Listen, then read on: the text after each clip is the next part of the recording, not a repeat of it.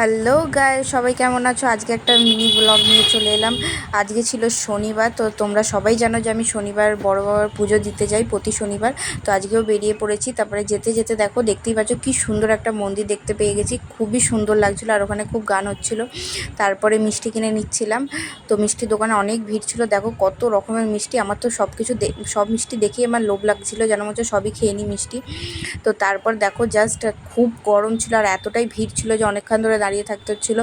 আর দেখতেই পাচ্ছ, আমাকে দেখে বুঝতেই পারছো যে কতটা গরম ছিল সেদিনকে। আর সব কিছু দেখো কিনে নিয়েছি, ফুল, তারপরে প্রসাদটাও কিনে নিয়েছি। তারপরে দেখো এখানে প্রচুর ভিড় ছিল, আজকে একটু দেরি হয়ে গেছিলো আসতে। তারপরে আমি বলছিলাম যে আমাকে দেখা যাচ্ছে কিনা, তারপরে আমি দাঁড়িয়েছিলাম এখানেই। তো দেখো এখানে বাবার আরতি হচ্ছিল, তো অনেকক্ষণ ধরেই হচ্ছিলো, খুব ভালোও লাগছিলো দাঁড়িয়ে থাকতে। বাট কিন্তু প্রচণ্ড গরম ছিল গাইস সেই দিনকে, মানে লিটারেলি মানে বলার মতো নয়। অনেকক্ষণ ধরেই আরতি হচ্ছিল বাবার। তারপরে আরতি শেষ হবার পর এখানে দেখো ঢাক ঢাক বাজছিল। তো এই ঢাকের আওয়াজ জাস্ট আমার অসাম লাগে, খুবই ভাল লাগে।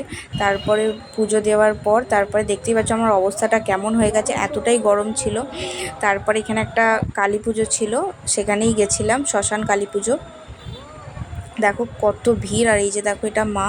আর এখানে দেখো সবাই কুপন কেটে মানে পার্সেল নিয়ে যায় বাড়ির জন্য প্রসাদ। তো দেখতেই পাচ্ছ কত লোক খাওয়ায় এখানে, অনেক লোক, অনেক দূর দূর থেকেও লোকেরা খেতে আসে এখানে। তারপর দেখো এখানে ছিল ছেলেদের অ্যারেঞ্জমেন্ট, সিটিং অ্যারেঞ্জমেন্ট করেনি কারণ অনেক লোক খাওয়ায় তাই জন্য। আর এইদিকে ছিল মেয়েদের অ্যারেঞ্জমেন্ট, মানে দুটো আলাদা আলাদা ছিল।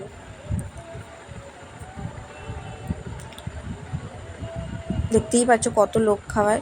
তারপর এখানে দেখো কি ছিল, খিচুড়ি আর একটা তরকারি ছিল, মানে মিক্সড ভেজিটেবলস দিয়ে। আর এখানে ছিল পায়েস।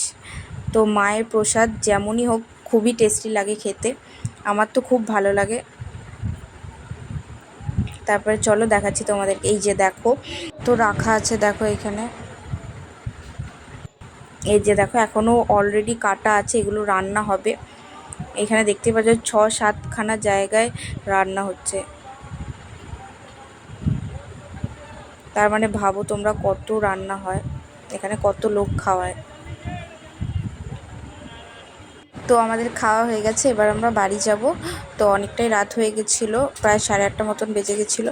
তারপর অনেকটাই রাস্তাটা দূর ছিল, মানে ওই 10-15 মিনিটের মতনই হেঁটে হেঁটে যেতে হবে, একটাও টোটো পাইনি। তো চলো যাওয়া যাক। এই যে দেখো রাস্তা পুরো ফাঁকা হয়ে গেছিলো, হেঁটে হেঁটে যাচ্ছিলাম। তো যাই হোক, যদি ভিডিওটা ভালো লাগে লাইক করো, শেয়ার করো, টাটা।